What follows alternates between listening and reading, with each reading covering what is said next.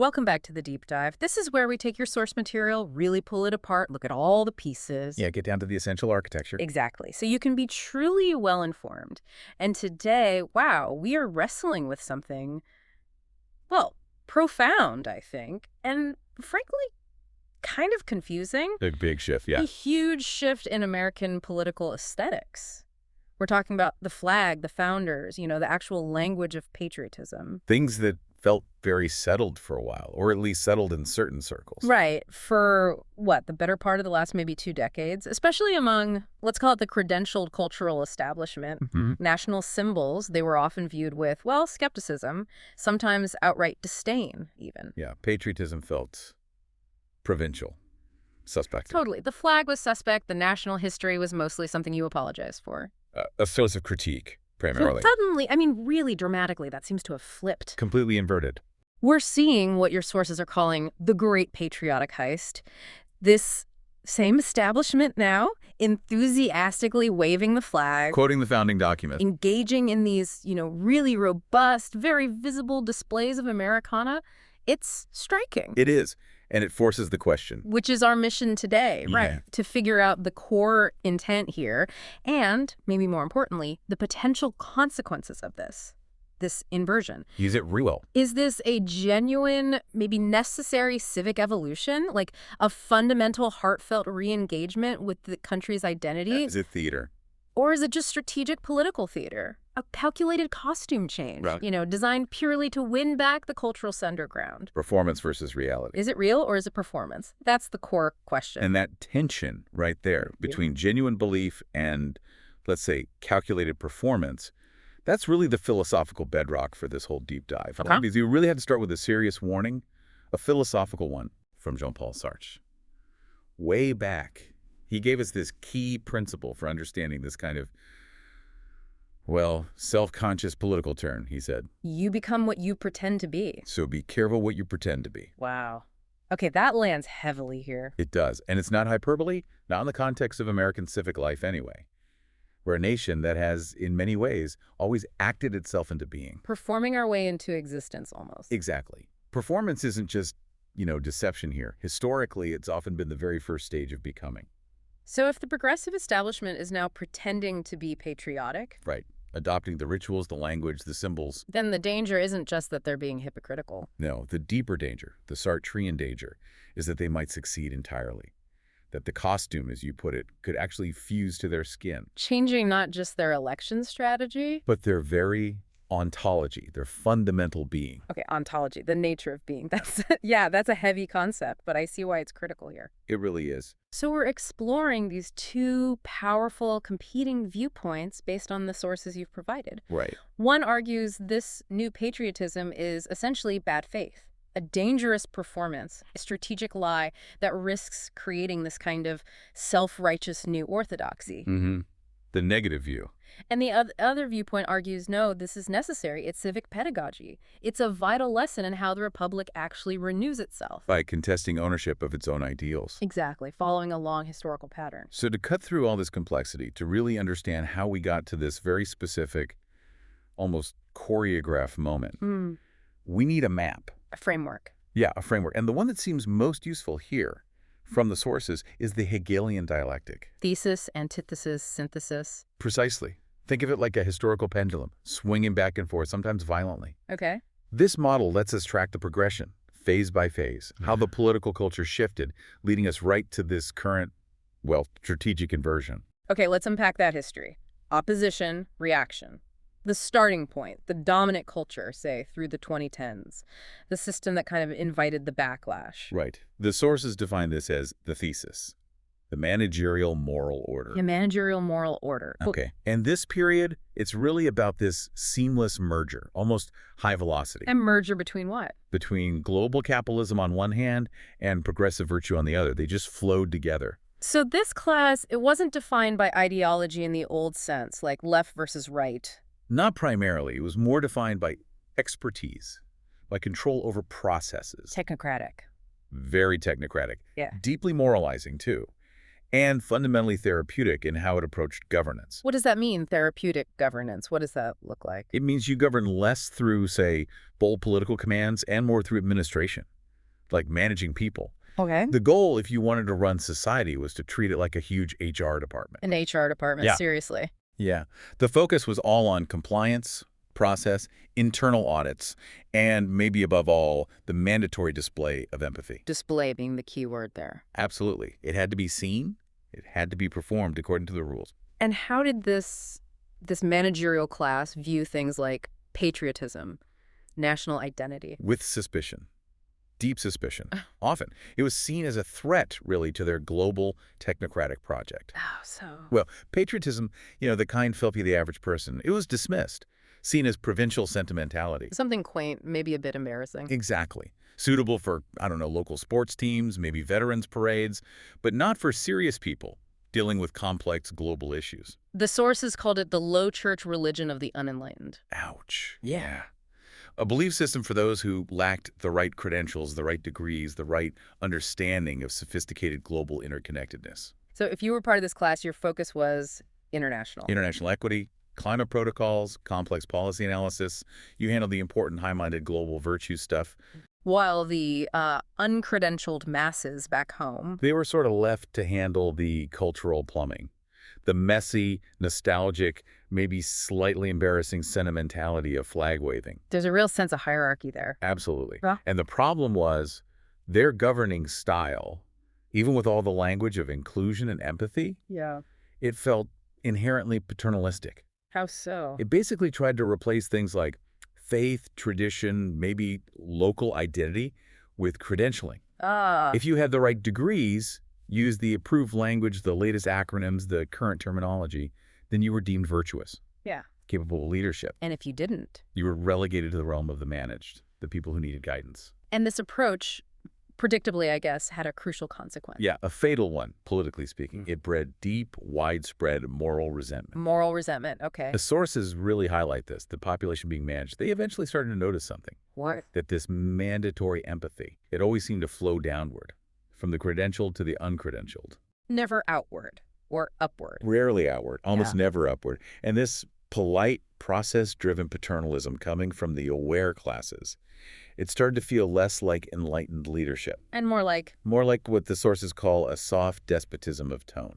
A soft despotism of tone. Let's break that down, because that's a really critical insight, I think. It is. It's not about, tanks in the streets or obvious oppression. No secret police. No. It's about language policing, institutional norm control, that pervasive feeling that you are constantly being corrected. Or implicitly accused of some kind of moral failure. Exactly. Just for existing outside of that specific managerial bubble. Think about the shift from debating policy substance. To what? To mandatory sensitivity training. The replacement of political argument with compliance procedures. It's control, but exercise not by force. But by mandatory performance, you have to perform the right kind of sensitivity. Precisely. You felt constantly monitored. Not by the state, maybe, but by the relentless moralizing gaze of your own institutions. Your HR department, like you said. Yeah. Your university, your social media feed, even. Yes. And that simmering resentment, that feeling of being perpetually managed, corrected, judged, it created the perfect conditions for the backlash, the inevitable backlash. Which brings us right to that counter-reaction, the antithesis. The populist revolt. Right. And this wasn't just one thing. It was this collision of grievances. Different groups, different complaints, but finding common ground. Fueling movements like Bernie Sanders on the left, and much more visibly, obviously, the Man-G movement on the right. Yeah. And what's really fascinating, looking at how the sources frame it, is this idea that the movement was fundamentally about recognizing a shared enemy. Transcending the usual left-right divide. For a moment, yes. The dispossessed left, angry about globalization, economic extraction, feeling left behind. And the alienated right, angry about cultural marginalization, feeling looked down upon, dismissed. They looked across that political chasm, and they saw the same target. The credentialed moral technocracy, the managers. The people who ran everything and seemed to judge everyone. And that shared recognition, it led to something powerful, at least temporarily. Yeah. The sources call it the populist alchemy. It was like the first attempt at a new synthesis. An alchemy. Mixing what? Mixing that old populist left anger about economics anti-globalism, pro-worker sentiment, Was- with the populist rights cultural defiance, Yeah. embodied by the flag, by traditional faith, by the idea of sovereignty. So a coalition forged basically in the shared experience of being looked down upon by the elites. Pretty much. Shared resentment as a binding agent. And into this steps Donald Trump. The perfect symbol, perhaps? He really channeled that energy, didn't he? He became the image of the unapologetic American. The guy who refused to adopt the new moral language? Refused compliance, defied the managers. And in doing so, he became the perfect antagonist to that managerial thesis. He was, maybe for a weird brief moment, this kind of feral, almost post-ideological middle finger aimed right at the center of power. Yeah, that captures some of it. Yeah. And that moment, the anger felt authentic to many. But, and here's the but. Here's where that Sartre warning starts to echo again. Yeah. Because, as the sources meticulously detail, the tragedy of this revolt What was it? is that it seemed to quickly freeze into self-caricature. The rebellion itself became a kind of costume. Okay, I want to push on this a bit. How do the sources draw that line? When does an authentic movement stop being about substance? And become addicted to theater. Yeah. How do you know? That's a crucial distinction.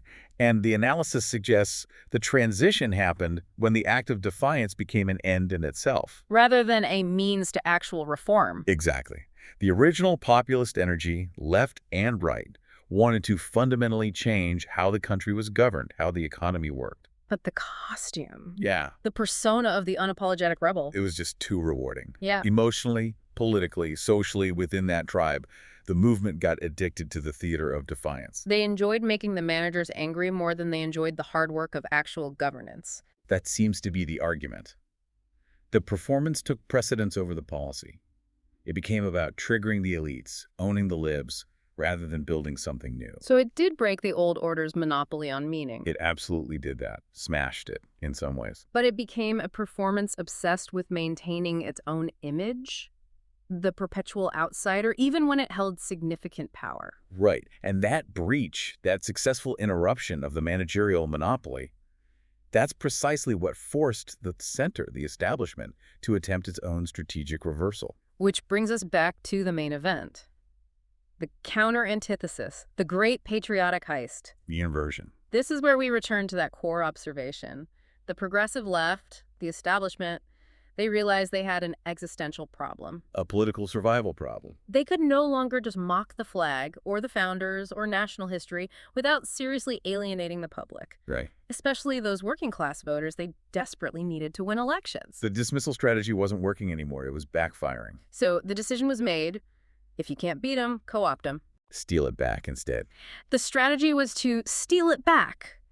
This feels like a pure strategic inversion, a highly self-conscious pivot in aesthetics. Oh, absolutely. And you see the aesthetic changes everywhere now. Like what? Give us examples. Well, the progressive left is now actively blending its social justice rhetoric with Revolutionary War iconography. Like tricorn hats at a climate rally. Maybe not that literal, but you see things like "No Kings," that old revolutionary slogan repurposed for very progressive causes. You see inclusive 1776 art installations. Okay. You hear media commentators, people who maybe spent years criticizing America's founding or history, now suddenly, quite sincerely, it seems, referring to our republic without a trace of irony. And the meaning of patriotism itself is being shifted, recast. Fundamentally recast Yeah. to align it with that managerial worldview we talked about. So it's no longer primarily about, say, shared sacrifice or military strength or national competition. Less about that and more strategically packaged. Well, the sources call it progressive therapy. Progressive therapy. How does that work? Patriotism as therapy. Think about it.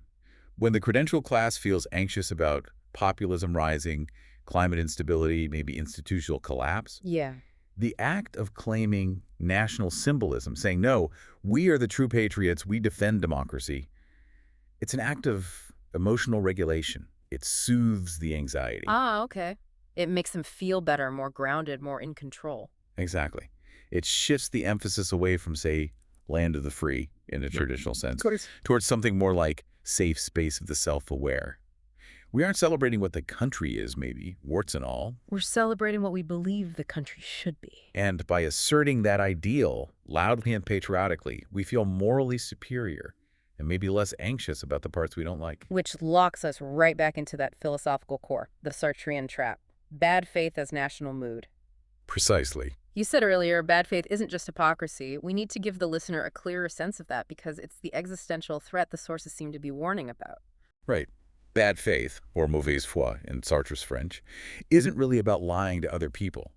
It's about lying to yourself. How? Sartre defined it as the self in flight from its own freedom.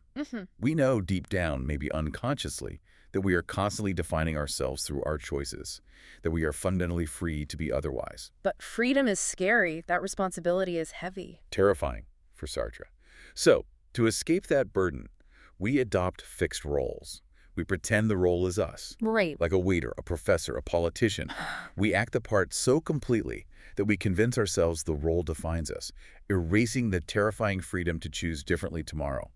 We stop questioning the role. So the classic example is the waiter who tries so hard to be the perfect waiter. He stops questioning whether he is a waiter. He just becomes the waiter. He fuses with the role, loses his freedom within it. And for the progressive establishment performing patriotism now, the danger isn't just that they're faking it badly or hypocritically. The real danger is what the sources call ontological experimentation. Ontological experimentation, trying on a new way of being. Exactly. They're trying on this patriotic costume, and they might actually succeed in making it permanent, fusing with it. And why is that success dangerous?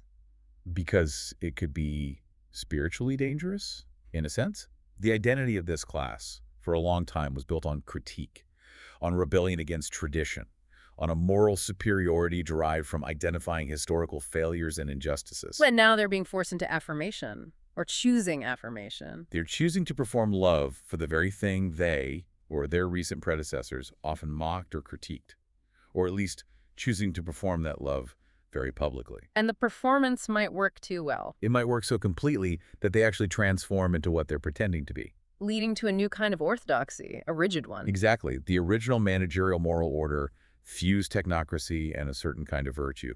This new version, this synthesis we're heading towards, it risks fusing progressive morality with a kind of forced compliance. They might become the bureaucratic, self-righteous patriots they are currently mimicking. Enforcing a patriotism of paperwork, of correct opinions, of institutional alignment, that's the Sartrean trap laid bare. Okay, but now we have to pivot.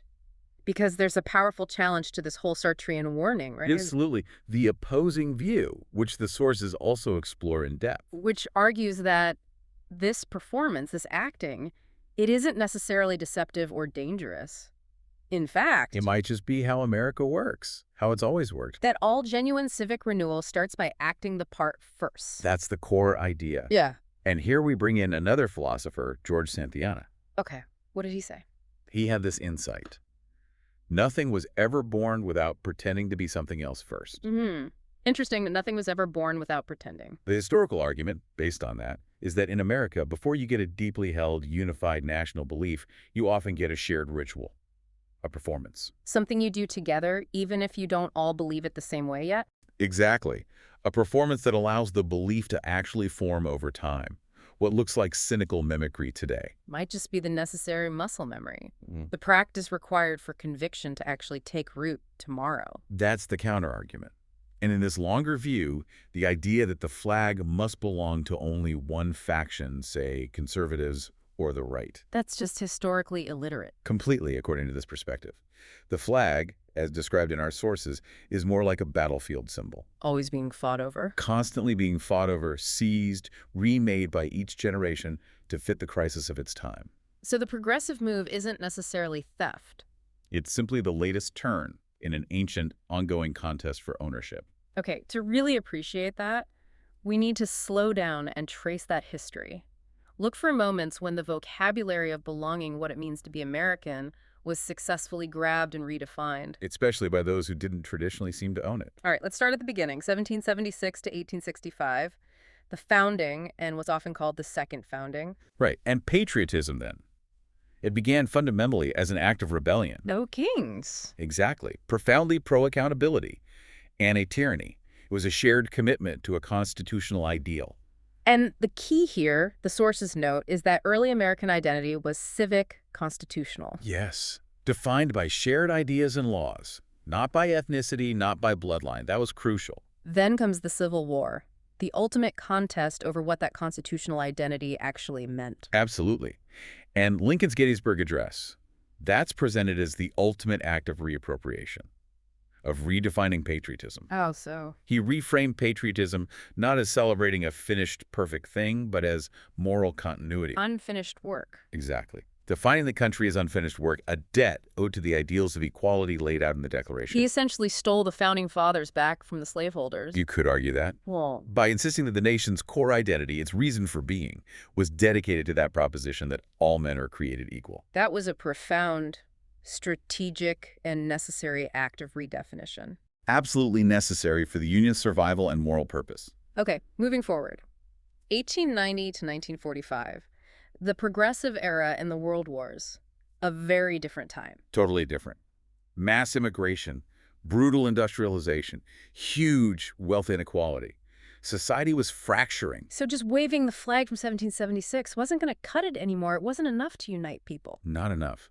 The era demanded a new narrative, a new definition of what patriotism required. And reformers stepped in. People like Jane Addams, Theodore Roosevelt, they pioneered what the sources call social patriotism. Social patriotism. What's that? They explicitly linked loving your country with social service, with civic duty. So patriotism means... It means cleaning up the slums, ensuring public health, building and supporting public schools for everyone. It became about service to others within the national community. taking care of the nation's people. Right. Then the World Wars came along and solidified this collectivism, demanded huge sacrifice for the national effort. But as the sources remind us, this collective patriotism wasn't always inclusive. No. It often came at a moral cost. The most glaring example being the tragic internment of Japanese Americans during World War II. Patriotism defined who belonged, but also who didn't. Okay, then we hit 1945 to 1975. Cold War confidence and counterculture. Post-war boom. Yeah, and for a brief moment, the flag seemed like a settled symbol again, almost like a corporate logo. For what? For American prosperity, democracy, consumer goods being sold around the world.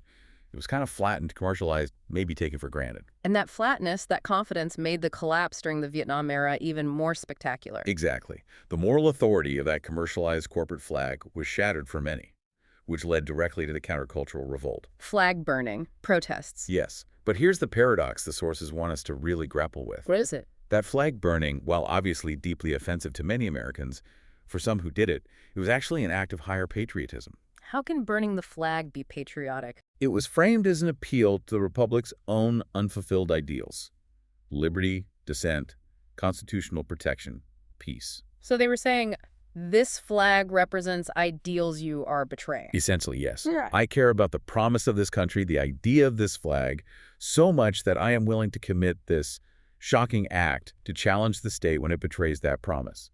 It's a complicated claim, but historically significant. Okay, then the next phase.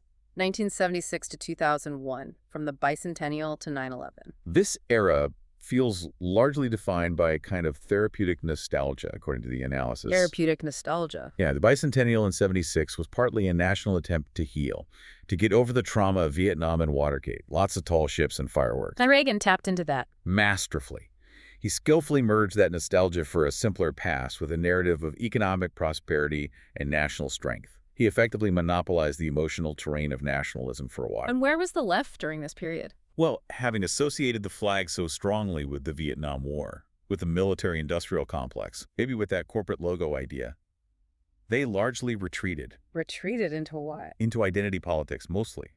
Focusing on group identities rather than a national one, they effectively ceded the entire concept of national belonging, the language of patriotism, almost entirely to the right. And that dynamic mostly held until 9/11, which, very briefly, forced a kind of unity, a unity through shared grief, a temporary truce in the culture wars. Yeah. Everyone flew the flag. But it didn't last. No.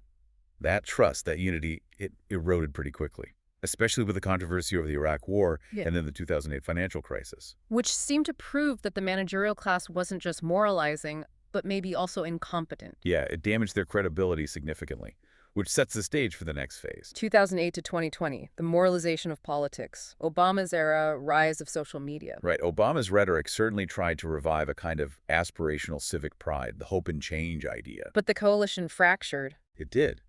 The post-crisis environment, the rise of social media amplifying divisions, it fractured. And cultural progressivism gained dominance within that establishment sphere. Focusing heavily on defining virtue through the lens of systemic oppression, recognizing privilege, being aware of historical injustices. Which had a direct impact on how patriotism was viewed. A huge impact. Yeah. Patriotism itself became, in many influential circles, recoded as privilege. Meaning displays of national pride were often scrutinized, seen as naive at best, or maybe willful ignorance of ongoing injustices at worst. So the flag became suspect again. Explicitly suspect. Symbolizing, for its critics, things like white male authority, systemic racism, military aggression, all the things the managerial class, built on critique, instinctively rejected. Which brings us right up to the present moment, 2024 to 2026. The Reclamation Project. The Great Patriotic Heist in action. And the shock that forced this change, this reclamation, it wasn't primarily moral. No. The sources argue it was purely strategic, a cold political calculation. The establishment realized. They realized they had ceded the fundamental language of belonging, of national identity. They left the field wide open for the populist. Yeah. Right, to define what it means to be an American. And that was politically suicidal for them. So they had to get back in the game. Had to steal the symbols back. And the new progressive line, it's a political masterstroke, really, built on that historical precedent we just walked through. What's the line? Democracy itself is patriotic. Protecting democracy is the highest form of patriotism. So the goal isn't to reject the national story anymore. No, that failed politically. The goal now is to embrace the story, but insist they are the ones best suited to finish it. Finish it how?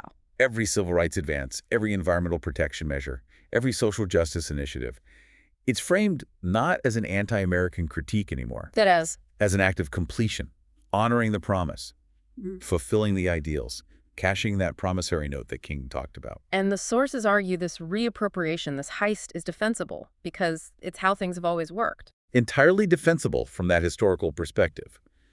They point to strong precedent for reappropriation. Like Lincoln, as we discussed. Lincoln reappropriated the founders. FDR, with his 4 freedoms, explicitly redefined the flag to include economic and social welfare. He connected patriotism to the right to a job, a secure home. He made the New Deal patriotic. Exactly. And Martin Luther King Jr.'s promissory note sermon, maybe the most powerful example, describing American ideals as a debt. A check written by the founders that keeps bouncing. And demanding the nation honor its own commitment. Yes. The argument is the current progressive turn is just the latest iteration of this, maybe adding a layer of self-awareness, maybe corporate efficiency. To this ancient American habit of redefining what the flag means. They're performing necessary civic pedagogy, teaching the nation what patriotism should mean now. That's the defense. Okay, so we've got the philosophical warning, Sartre's bad faith, and the historical defense, Santayana's performance as the start of becoming. 2 powerful lenses. Now let's really dig into the present moment. Analyze the true nature of this new synthesis, this progressive patriotism. And let's start by acknowledging the case for it.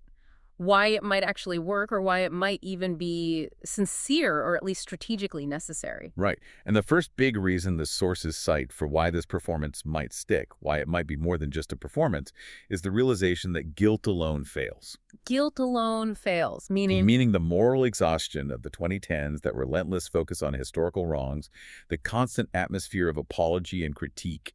It proved something. What? That you can't sustain a political consensus, let alone govern effectively, when the primary unifying emotion you offer is collective shame or perpetual self-critique. Critique is easy, maybe, but governance needs something more positive. Affirmation. Exactly. If you want to mobilize a diverse country, you need to offer a shared path forward, not just a shared apology for the past. So reframing progressive goals, equality, environmentalism, social justice. Reframing them as expressions of national pride, rather than as a renunciation of a flawed past that builds an absolutely crucial emotional bridge. Back to the mainstream. Back to people who might have felt alienated by the constant critique. Precisely. It replaces that feeling of endless correction with a sense of aspirational unity. Let's make America fulfill its promise is a much more inviting message than America has always been terrible. Okay, that makes sense strategically. What's the second point? Second is the strategy of updating the canon, expanding who counts as a founder, essentially. How does that work? When the establishment starts quoting figures like Frederick Douglass, Susan B. Anthony, W.E.B. Du Bois, right alongside Jefferson and Madison, They're making a statement. they're making an explicit argument. The American Revolution was interrupted.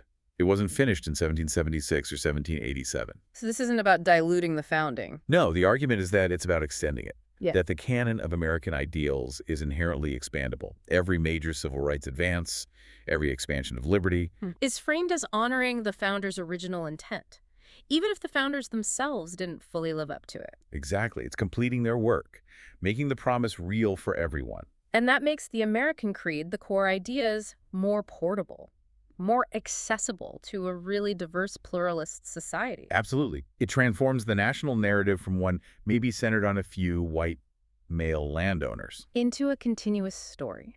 A story of contested liberation, a struggle that includes everyone who fought to make the country better, closer to its ideals. a belief in liberty and equality that transcends ancestry or origin. That's really the only kind of patriotism that can work in a truly diverse modern nation. That's the argument. Okay. And the third reason why this might be working. Third, they are actively, consciously closing the emotional intelligence gap The EI gap. Between whom? between the managerial left and, well, the rest of the country perhaps. For too long, that establishment seemed to believe that superior policy papers and charts and facts would automatically win the day. The technocratic belief in reason. Right. But they learned a painful lesson, especially in the Trump era. Which was? Facts persuade, maybe, but feelings mobilize. Emotion drives politics far more than logic does. So a democracy run purely by spreadsheets and policy briefs. Cannot, in the long run, outlast one fueled by powerful symbols, shared songs, deep, visceral affection, even if that affection is sometimes messy or irrational. So by reclaiming national symbols, the flag, the anthems, the history, The establishment is realizing, or perhaps relearning, that they have to master the emotional language of belonging. You have to speak to the heart, not just the head. you can't govern a story you refuse to tell. Exactly. And now they are actively trying to write themselves back into that national story in a starring role. Okay, that's a strong case for why this might be effective, maybe even necessary from their perspective. It is, but But that strategic mastery immediately leads us back to the critique of artifice, the uncomfortable reality of the second synthesis. right, if this is indeed working, if this performance is succeeding, what exactly are we creating? What does this new synthesis look like? And the sources define this outcome as As synthetic patriotism. synthetic, meaning artificial, manufactured. Pride that is managed by professionals. Belonging that is distributed through institutional channels with rules and guidelines. Okay, where do we see evidence of this synthetic quality? Well, look at the slogans. They're noble enough, sure. Defend democracy, Freedom for all. love of country, love of justice. All good things. But notice, they are also inherently antiseptic. Antiseptic, clean, sterile. Exactly. Carefully curated, focus grouped for maximum compliance and minimum offense, minimum risk. They lack the raw quality, the messy, maybe even dangerous energy of spontaneous belief or fierce dissent. Precisely. It's the difference the sources draw between the, quote, sweaty, beer-stained patriotism of barbecues and gun ranges That kind of unmanaged grassroots emotion. versus patriotism as a brand activation. Managed, clean, predictable. The flag, in this new context, it risks becoming, what was the phrase? A corporate logo for decency. Oof. A corporate logo for decency. Sterilized, focus grouped, safe for all institutional investors and HR departments. That's the critique. And this synthesized patriotism, if it takes hold, inevitably produces what the sources satirically call the United States of HR. The United States of HR, that's a powerful image. What does it imply? It implies that the danger isn't necessarily malice or evil intent. It's professional control. It's management taking over everything. So freedom in this context gets redefined. It subtly gets redefined as the right to participate safely in the collective performance of virtue. Safely meaning? Meaning within approved boundaries, following the rules, using the right language. Think about it. It's a managed environment. Consensus is strongly preferred over messy contestation. Belonging is granted or validated through compliance with institutional values. So your patriotism isn't demonstrated by, say, sacrificing for the country or challenging power. No. It's demonstrated by using the correct, approved language, attending the mandatory diversity and inclusion workshops, aligning yourself visibly with the current progressive orthodoxy. And all of this is done under the banner of defending democracy. Right. Democracy becomes synonymous with compliance with the approved institutional narrative. This tension then culminates in this bizarre fusion of opposites. Yeah. Ostensibly, you have the woke manager in the corporate office and the Mad J trucker out on the highway. And now they're both performing love for the same country, waving the same flag. They might be. But the critical point is they love it or perform loving it for fundamentally opposite reasons. Okay, explain that. The manager loves the country because... The manager, in this framework, loves the country for its potential, for what it should be, its capacity for moral correction, for progress. They love the ideals yet to be achieved. I love the distance between the flawed reality and the perfect aspiration. You could say that. They love the project of improvement managed by people like them. And the truckers, the populist. They love the country because... They love its defiance, its history of rebellion against elites, against that managerial class, its freedom, as they see it, to speak unfiltered truth, to reject centralized control and process. So one loves the potential for managed perfection. The other loves the freedom of unmanaged defiance. Exactly. And the synthesis that tries to contain both of these opposing instincts, that's where the looming danger lies. Which the sources identify as a new form of... Moral nationalism. Moral nationalism. Okay, we need to linger on this because this feels like the core risk they're outlining. It absolutely is. It's the fusion of that progressive empathy, or the performance of it. With centralized control. Yeah. With management. Yes. Unity achieved not through shared identity, maybe, but through pervasive supervision, through ensuring everyone adheres to the same moral framework. So moral nationalism insists that for the country to be good, you must adhere to a specific set of moral precepts, defined by the managers. Precisely. And if you question the policy, if you dissent from the values, if you use the wrong language, you're not just a political opponent anymore. You're a moral failure, an enemy of democracy itself. That's the danger. This kind of patriotism doesn't primarily ask you to fight for the country. It asks you to comply with its certified institutional values. It transforms critique not into debate, but into compliance. That's the endpoint of synthetic patriotism, according to this critique. Okay, so Hegel's dialectic keeps rolling. Every synthesis hardens, becomes the new thesis, the new status quo. Which inevitably creates the conditions for its own opposition. Yeah, so now we need to look at the consequences if the progressive establishment actually succeeds in this, if they achieve the professionalization of sincerity. Yeah, and this is the great irony the sources point out. The institutional left, which maybe wasn't great at winning the old culture war on purely economic or traditional grounds. They're profoundly adept at institutionalizing things. Masters of it.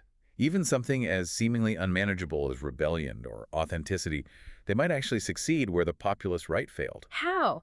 By making authenticity itself a bureaucratic mandate. Exactly. By professionalizing sincerity, turning it into a measurable outcome, a policy goal. So we have to ask that really difficult question.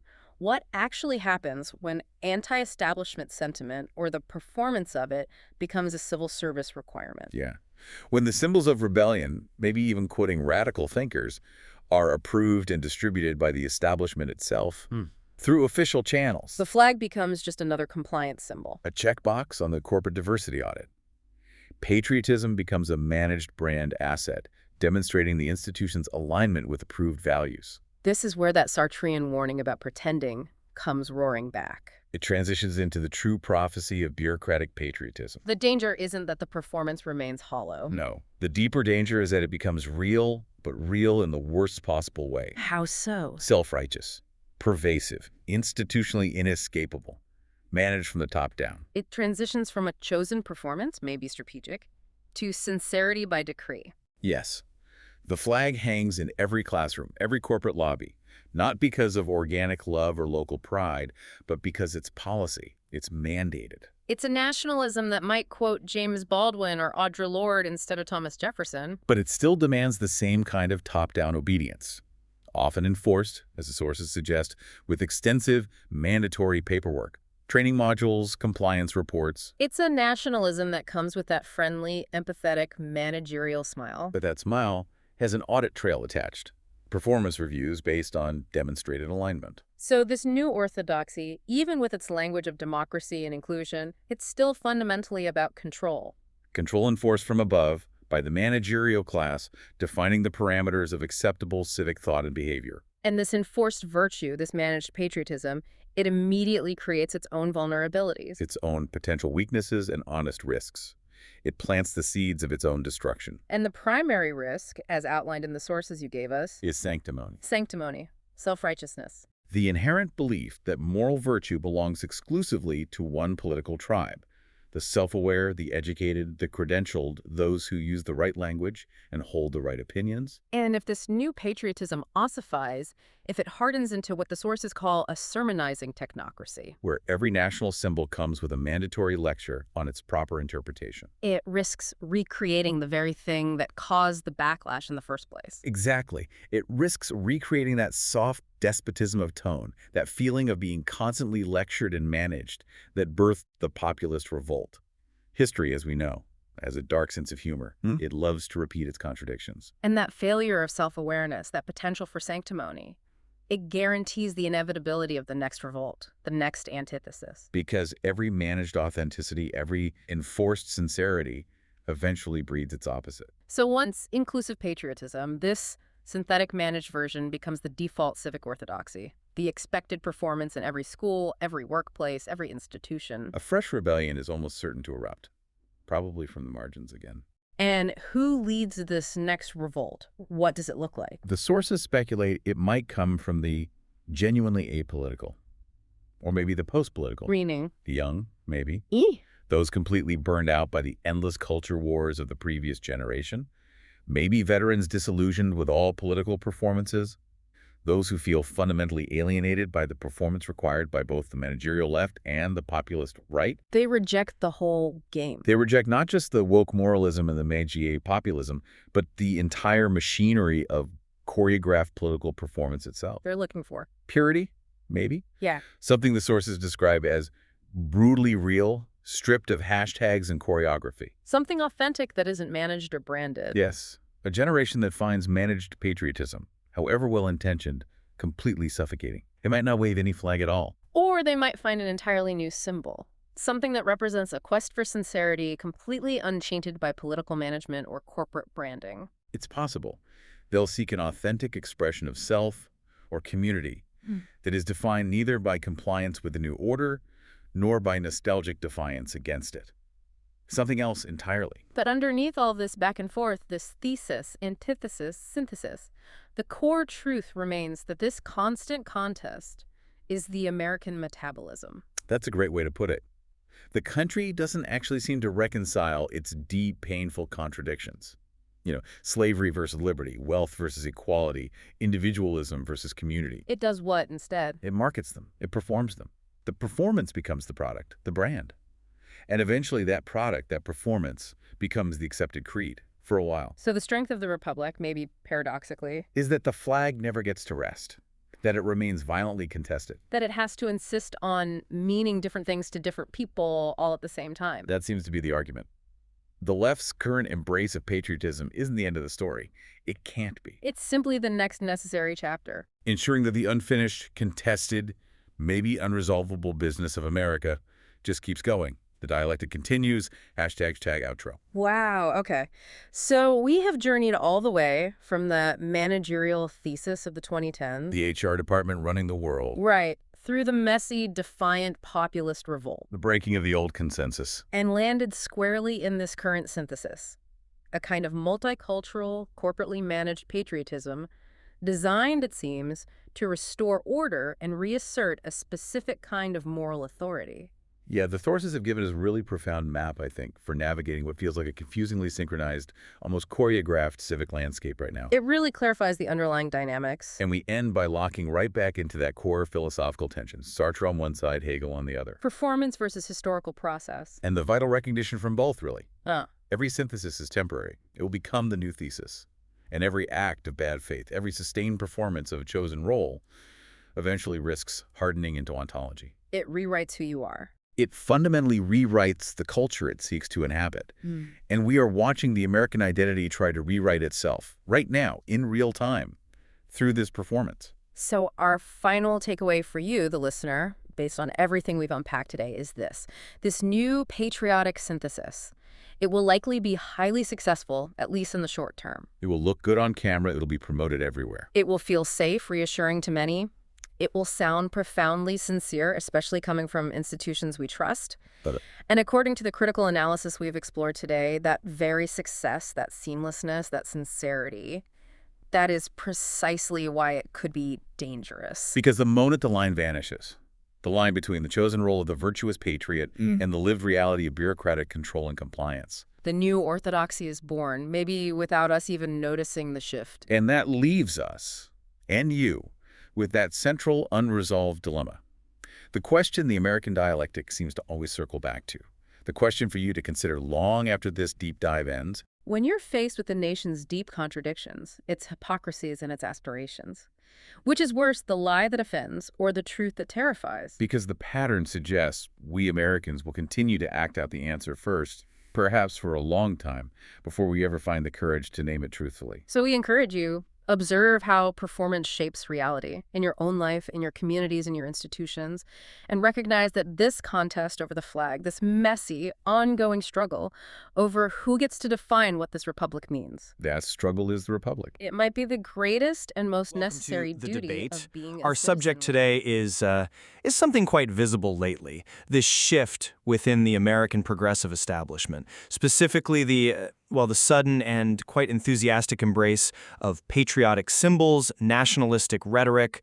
We're seeing figures, institutions that maybe once treated the flag or the founding documents with a certain skepticism, now quoting Jefferson without apparent irony, holding no kings rallies, and using the phrase "our republic" quite frequently, almost defensively, it seems sometimes. And it's definitely not a minor shift, is it?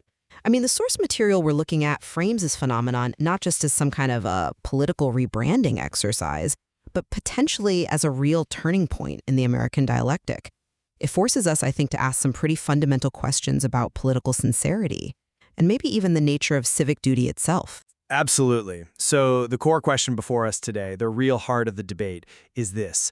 Does this new progressive patriotism represent a, frankly, dangerous act of what the source material calls bad faith, a calculated performance that's just destined to harden into a kind of self-righteous bureaucratic orthodoxy? Or alternatively, is it actually a necessary, perhaps even genuine act of civic pedagogy, a kind of reclamation that's actually required for the republic's self-correction?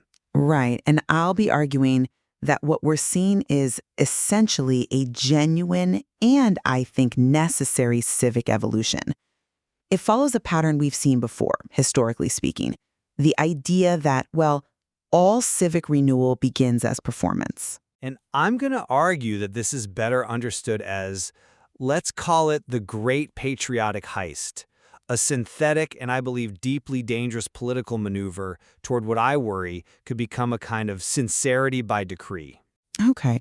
Well, let me start then by laying out why I think this shift, even if it looks a bit awkward or, stage managed at first, is actually fundamentally necessary for the political body to survive.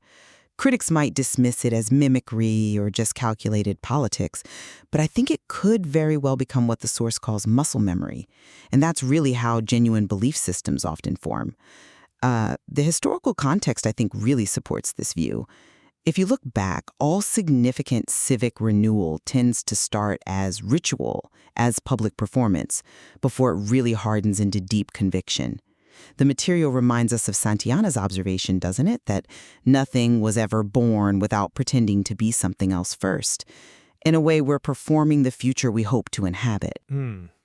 I can see why history might seem to provide, a permissive framework for this, but I tend to frame it quite differently. For me, this shift seems driven much more by a kind of deep narrative panic, a panic that really set in after the populist revolt exposed this massive vulnerability in the establishment's, let's say, emotional connection to the country. So what we're witnessing, I think, is some pretty profound ontological experimentation. The progressive establishment is deliberately trying on this patriotic costume that maybe they secretly fear or perhaps desperately hope will eventually just fuse right onto their skin. But hang on.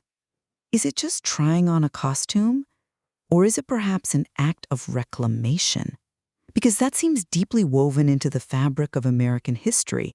I mean, think about our major moments of moral progress. Lincoln, for example, he effectively reappropriated the founders from the slaveholders who claimed exclusive ownership, didn't he? He defined the nation not just by who we were then, but by the, quote, unfinished work we owed to the world. Or Martin Luther King Jr., using America's foundational ideals, the Declaration itself, as a kind of promissory note, a debt the country simply had to honor. What we're seeing now, well, it looks to me like the latest version of that same process, not some sudden out-of-the-blue invention. But isn't there a key difference there? That historical reclamation you mentioned, it was largely driven by outsiders, wasn't it? Abolitionists, civil rights figures, people forcing the system to bend toward its own stated ideals, using those ideals almost as a weapon against the existing establishment. This current shift, it seems to be coming from the inside. It's the establishment itself performing the change, and that difference feels crucial to me. It brings us towards something like, well, Sartre's concept of bad faith. And this isn't just, simple hypocrisy, which implies you know the truth and consciously choose to lie. This feels more like that Sartrean bad faith, the establishment choosing to hide from the, let's face it, difficult truth that they are actively performing this identity right now. They're playing the patriotic role so completely, almost desperately, until the role itself becomes mandatory, a kind of self-imposed cage. It feels like an attempt to negate their own past critiques by adopting the aesthetics of the very system they once seemed to oppose. Okay, I hear you on the cage metaphor for national identity. And I agree, any codified civic identity certainly risks becoming restrictive. But isn't that choice of identity also necessary for stability, for survival even? Why is choosing an aspirational, patriotic identity, especially one based on the proposition of equality, necessarily a cage rather than, say, a necessary foundation? Because the danger, as I see it, isn't that the performance is hollow or fake. The source material actually suggests it might become real in the worst way. If this shift actually succeeds, the worry is that it institutionalizes a kind of moral nationalism that fuses empathy with control. And that leads directly to what the source rather chillingly names the United States of HR. Think about that. This isn't a state controlled by, jingoistic military figures. It's potentially a kind of soft despotism where compliance with a very specific set of approved progressive values, things like diversity metrics or environmental stewardship targets, gets mistaken for genuine freedom. The flag in that scenario becomes almost like the logo for internal corporate compliance. I just don't quite buy that the primary outcome here is going to be some sort of totalitarian HR department running the country. I suppose I come at it from a different angle. The practical and frankly the emotional necessity. Guilt alone, relentless critique, that just can't hold a complex democracy together, can it? Especially not in today's fragmented information environment. You need some level of affection, you need common songs, common symbols. This new patriotism, I think, is simply the latest attempt to translate that old idea that America is a proposition, not a tribe. We simply need something more visceral, more felt than spreadsheets and policy papers if we want to outlast the appeal of, say, raw ethno-nationalism. Okay, I understand prioritizing that need for affection to fill what you see as an emotional vacuum. But let me push back a bit on the nature of that necessity. If this is truly about meeting a desperate emotional need, why does it feel so, inorganic? I mean, I challenge the sincerity by calling this synthetic patriotism. It feels like pride that's being managed by communications professionals, distributed through institutions, think tanks, media platforms. It feels less like a genuine change of heart and more like the establishment learning the right kind of cosplay, if you will, needed to absorb the aesthetics and the emotional power of the populist revolt, its antithesis, and ultimately neutralize its energy. It looks like a calculated, institutional defense mechanism, not some spontaneous civic awakening from below. Well, it might be calculated, sure. But calculation doesn't automatically negate its function. The performance itself can still serve a crucial, and I'd argue necessary function. what the source calls civic pedagogy. How do citizens learn shared ideals and values, often through public rituals, through symbols, through declared affections, even if they feel a bit forced at first? This current shift looks like an explicit effort to reframe equality, inclusion, and environmental stewardship as expressions of profound national pride rather than renunciations of it. And that seems like building an absolutely essential emotional bridge back towards the political mainstream, especially after the, let's call it, moral exhaustion of the 2010s, when progressive politics often felt defined almost solely by critique and rejection. But that calculated reframing, that synthesis you describe, that's precisely where I see the danger lurking, because it attempts to sanitize control. I have to disagree pretty profoundly about the likely outcome of this synthesis. I see the current blend, this mix of progressive moral vocabulary with a kind of populist aesthetic or affect, as basically an extension of the founding promise. It's making explicit what many have argued all along, that the original American Revolution was, in a sense, interrupted, not finished. The source material itself points to the deliberate inclusion now of figures like Frederick Douglass and Susan B. Anthony alongside Jefferson as, proof that the canon is being updated, made more honest, not diluted. To me, this looks like an inclusive, moral nationalism, an aspirational step towards the nation we're actually supposed to be. That's certainly a compelling argument for the intent behind the update. I grant you that. But I'm just not convinced about the benevolent outcome, largely because history tends to show us how power actually works. And I'd bring up the Hegelian dialectic here, which, as you know, dictates that every successful synthesis eventually becomes the new thesis, and crucially, every performance becomes the new orthodoxy. We're not just debating abstract ideals here, we're debating managerial power structures. This new patriotic synthesis, I worry, risks being monstrous precisely because it institutionalizes compliance. It seems to demand obedience to a specific, very current set of progressive moral values. In that world, the flag stops being a symbol of, say, defiant risk or even shared complicated history, and instead becomes something more like a corporate logo for decency. Okay, the idea that this aspirational patriotism will inevitably morph into an instrument of oppression, I think that underestimates the foundational American, maybe even human, resistance to mandatory belief. We are, after all, a nation pretty much built on disagreement. Your concern about control, it's valid, of course it is, but it has to be weighed against the necessary function of having any shared story at all.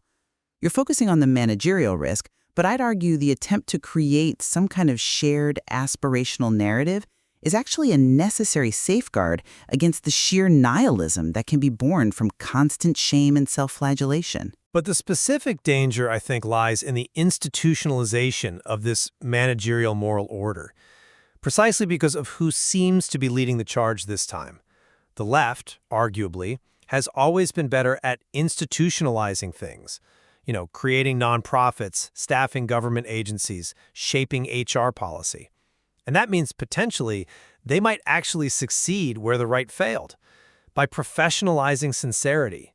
And when you professionalize sincerity, the patriotism risks becoming mandatory. The flag becomes, as I suggested earlier, the compliance symbol. And that results in that dangerous synthesis, sincerity by decree. It might look like a friendly face, sure, but ultimately it's a smile with paperwork attached. How can you really have freedom if dissent itself gets labeled as unpatriotic or, even worse, simply non-compliant? I absolutely understand the skepticism toward any kind of top-down morality, I really do. But have you fully considered the alternative threat? The danger of emotional nihilism, frankly, seems far greater to me than a few bureaucratic hurdles. A republic that dedicates itself only to critique, only to self-dissection. Well, it eventually forgets how to love itself, doesn't it? So this new move, even if it starts out feeling synthetic, seems to me to be seeking a critical middle path somewhere between jingoistic chauvinism on one side and debilitating shame on the other. It seems to acknowledge what the source calls the emotional intelligence gap in recent progressive politics, recognizing that maybe we need to provide some positive affection for institutions if we expect them to survive rigorous criticism. If we just reject this kind of civic evolution out of hand. We risk leaving the entire field of national affection to those who define love of country in the narrowest, most tribal, and often exclusionary terms. You worry about soft despotism. I worry more about civic evaporation altogether. But civic love enforced by the managers, well, that isn't really love, is it? It's soft despotism disguised as communal improvement. And for me, that brings us right back to Sartre's original warning. When you choose to negate your own freedom by simply assuming a pre-written role, you risk becoming enslaved by that very performance. You're arguing for a necessity that, I fear, in practice, risks erasing genuine, necessary dissent. And I believe the effort to redirect populist energy and the national story toward pluralism, rather than just letting it devolve into nativist nostalgia, is probably the only viable path towards self-correction we have right now.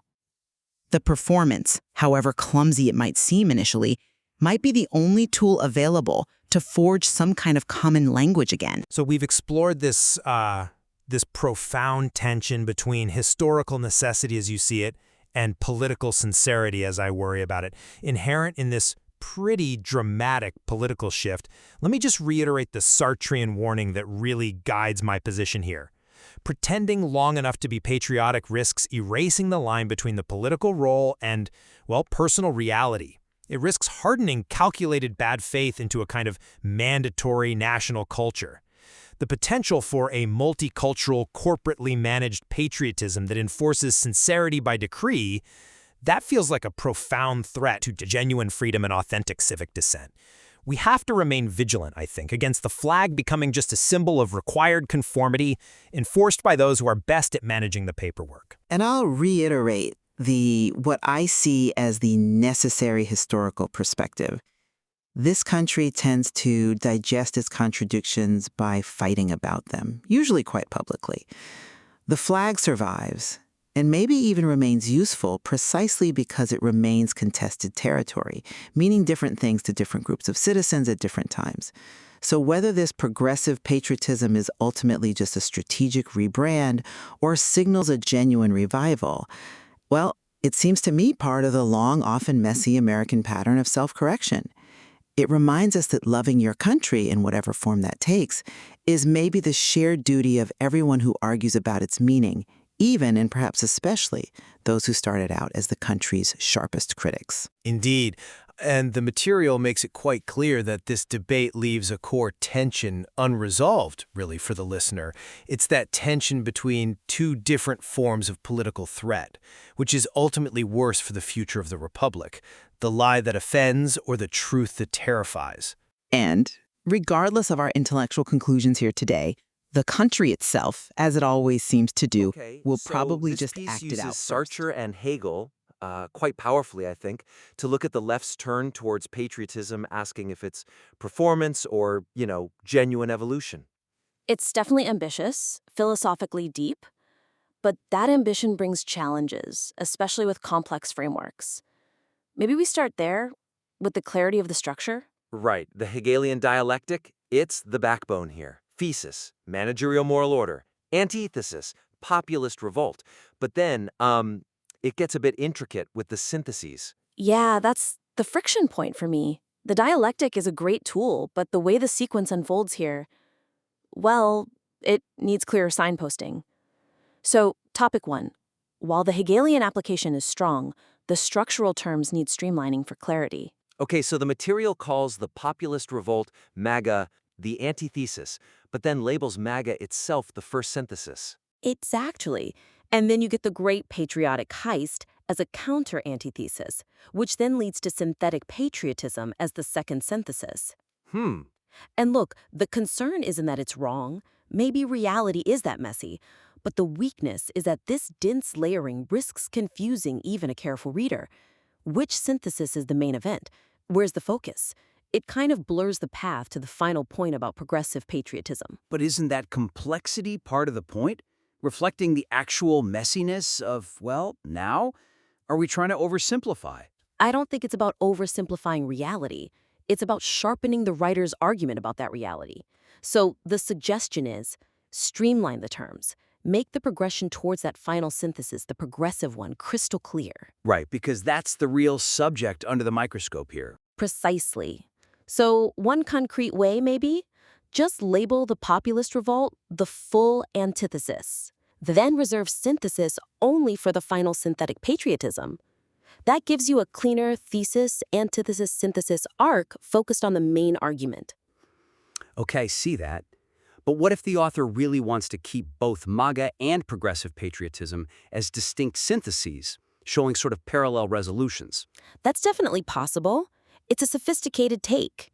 But if they do that, the text absolutely has to spell out what specific contradiction each synthesis resolves. Like, okay, MAGA resolves this tension. Pause. Now moving on, the progressive synthesis addresses this contradiction. So explicitly signpost each stage and its function. Exactly. Make the complexity a feature, not a bug. By guiding the reader through it very deliberately, it reinforces the analysis instead of obscuring it. Okay, structure clarified. Let's shift gears slightly. What about the weight and placement of the core arguments? I'm thinking specifically about the Sartrean warning versus the historical counterargument. Yeah, that's the second big area. You've got these two really powerful perspectives, Sartre on the existential danger, Santayana on historical renewal, but they feel kind of separate. And that separation, I think, actually weakens the punch of the main argument. The main essay, You Become What You Pretend to Be, it sets up this really stark warning. Performative patriotism becoming real, but in the worst way. Very urgent. Super urgent. That existential threat lands hard. But then, much later, we get this detailed countersection, the whole reinvention of the flag piece. It's thorough, it's historical, but it arrives so late it almost feels like a different essay. And the weakness there is that it unintentionally dials down the urgency of the initial Sartrean warning. It shifts the focus from philosophical danger to, well, historical precedent, almost like civic lessons. It feels tacked on, maybe, pulling focus from that really original idea about synthetic sincerity. So the reader gets this jolt of existential dread, and then later a kind of historical corrective? Does it feel connected enough? That's the question. Are we asking the reader to do too much work connecting the dots between the philosophical risk and the historical context? So the suggestion is integrate them. Weave that historical evidence, the Santayana angle, into the main flow of the Sartrean argument. Instead of a separate block. Right. Let the core warning absorb that history, engage with it directly, and then transcend it. It makes the final synthesis, the main warning, feel stronger, more grounded. I can see that strengthening the flow. But isn't there value in presenting it as a distinct counter? Doesn't that show intellectual honesty, acknowledging the other side fully? That's a fair point. We don't want to lose that nuance. But you can maintain that honesty by integrating the history as context or specific counterexamples within the main argument rather than a full separate rebuttal. Okay, so for instance, how would that look? Well, a concrete example. Instead of the whole separate section, bring in Lincoln or MLK using American ideals, or those anti-war vets reclaiming the flag. Bring those examples in earlier. And use them to contrast? To say, this is what they did, but the current performance is different because... Exactly. It sharpens the critique. It highlights the difference between what the writer sees as authentic civic evolution versus this specific synthetic, managed version they're worried about. The history then serves to clarify the present danger. Or another way, maybe use the historical shifts in language, how belonging was talked about from 1776 versus 2001, use that as scaffolding within the body paragraphs. Yeah, build it in. So the conclusion can then circle back hard to the main point. Belief enforced from above, even with historical nods, is still control. It keeps the focus on that institutional bad faith idea. That works beautifully. It keeps the rigor, but improves the narrative drive significantly. Okay, which brings us, I think, to the core warning itself. This United States of HR, the sincerity by decree, it's a really chilling concept. How do we make that land with maximum impact? That's the final piece. To really make that central warning hit home, but performance becoming real in the worst way, we need to translate those powerful but abstract ideas into very concrete, recognizable examples. That's our third topic sentence. Right now, the language is evocative, definitely. Moral nationalism fusing empathy with control, the flag as a compliance symbol, a smile with paperwork attached. Great phrases. Absolutely killer phrases. But the weakness is that they remain slightly philosophical, a bit generalized. It makes it harder for the reader to really picture the everyday reality of this managerial control being critiqued. What does it feel like? We need to take the Sartrean bad faith out of the seminar room and put it into the office, maybe. Exactly.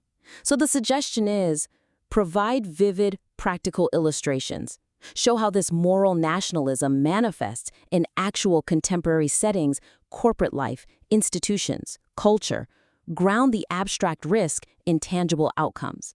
Make that compliance symbol something you have to click on. Okay, yeah. So thinking about that flag as a compliance symbol, how does that actually show up on a Tuesday morning? Well, concretely, maybe it looks like mandatory love of country, love of justice training modules you have to complete for your performance review, framed as wellness or belonging, not politics. Or tying national holidays like Memorial Day or July 4th to hitting specific corporate diversity and inclusion metrics. So expressing patriotism becomes literally a KPI. Oof, yeah. Imagine that quarterly review. Your civic belonging score is below target. That makes the managerial control instantly, painfully real. That's concrete. And the therapeutic state idea? How does dissent get managed? We need to illustrate that too, not through force, but through emotional or managerial framing. So maybe examples like public shaming campaigns? Or specific language codes where disagreeing isn't just wrong, it means you lack belonging or have moral resentment. Basically, pathologizing dissent. Precisely. If you don't perform the required sincerity, you're not just incorrect, you're psychologically flawed, maybe need counseling. That's how the smile with paperwork attached becomes truly chilling. It translates bad faith into HR policy. Okay, this is really shaping up. It's already such a strong analysis, tying philosophy to the present moment. These three areas seem key to making it even sharper. Absolutely. So to recap the actionable advice, first, clarify that Hegelian structure. Either streamline the terms or, if keeping multiple syntheses, explicitly define the function of each stage. Got it. Second, weave the historical counterarguments directly into the main essay. Use the Santana perspective and historical examples to enrich and challenge the Sartrean warning from within, not from a separate section. Right. Make it part of the flow. And third, make that central warning about sincerity by decree concrete. Translate the abstract philosophical dangers into vivid, specific examples of institutional, corporate, or cultural control that readers can immediately recognize. It's excellent material already. These suggestions are really about maximizing its coherence and its urgency for the reader. Exactly. It's high-caliber work. We think these refinements will really elevate its impact. We're definitely looking forward to seeing how these ideas might be incorporated. Please feel free to implement these suggestions and send the revised work back our way. On progressive patriotism and the American dialectic. Okay, so what we're looking at here is how the progressive left seems to be really leaning into patriotism lately. But it feels kind of like a performance, right? And the worry, like the philosopher Jean-Paul Sartre warned, is that this act could actually become a real belief, and that could seriously change things in American culture.